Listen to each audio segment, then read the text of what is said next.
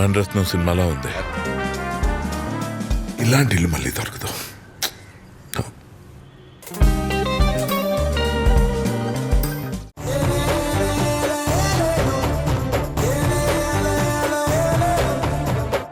ఇదిగో వచ్చేసా.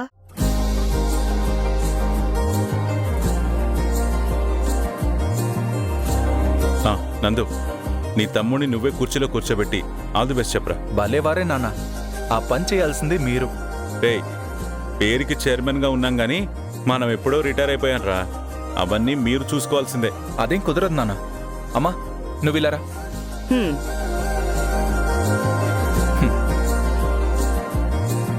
అమ్మా నాన్న, ఇద్దరు కలిసి తమ్ముని కూర్చోబెట్టండి.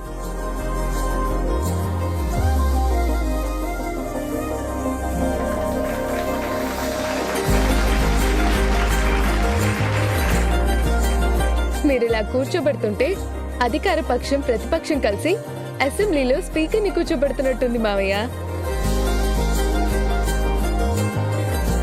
కరెక్టేనమ్మా. అధికార పక్షమేమో మీ అత్తగారు, ప్రతిపక్షం నేను. ఎప్పుడు ఓడిపోతూ ఉంటా కదా. మీరు ఓడిపోయినట్టు నటిస్తారు. మీరెప్పుడు ఓడిపోయారు గనక. All the best Sudheer. Thanks అమ్మా. ఆల్ ది బెస్ట్ రా. థ్యాంక్ యూ నాన్న. Sudheer, all the best. Thanks వదినా. Sudheer, all the very best రా. థ్యాంక్స్ అన్నయ్య.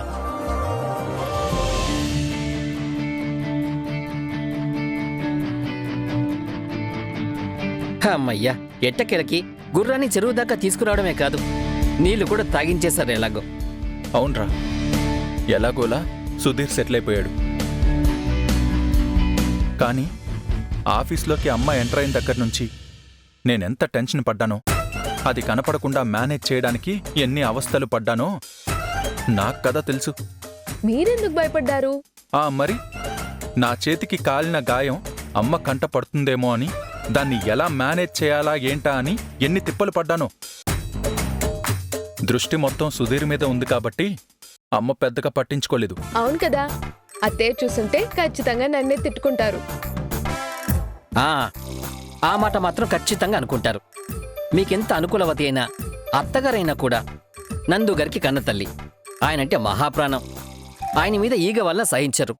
అలాంటిది చేతులు కాల్చుకున్నాడని తెలిస్తే ఇంకేమైనా ఉందా? బానే మేనేజ్ చేశారు బాసు. అసలు సుధీర్కి ఆల్ ది బెస్ట్ చెప్పారు కదా, అప్పుడు షేకండ్ ఇవ్వలేదా మీరు? నేను కంగ్రాచులేషన్స్, ఆల్ ది బెస్ట్ అని వాడి భుజం మీద చెయ్యేసి మేనేజ్ చేశాను, కానీ చెయ్యి ఎక్కడిచ్చాన్రా. ఆహా, మీరు నటనలో కూడా ఆరితేరిపోయారండి. బానే యాక్ట్ చేస్తున్నారు ఈ మధ్య. మరేం చేస్తాంరా, అపాయాల్లోనే ఉపాయాలు. ఆలోచించాలి కదా మరి. ఇదిగోండి, చేతులు నేను కాల్చుకోమని మీకు అస్సలు చెప్పలేదు. ఏదో మాట వరుస కన్నాను, మీరే కాల్చుకున్నారు. ఈ కాల్చుకోవడానికి కారణం నేనే అని గాని, నేనే కాల్చానని గాని అస్సలు అనకండి. నేనెక్కడన్నాను?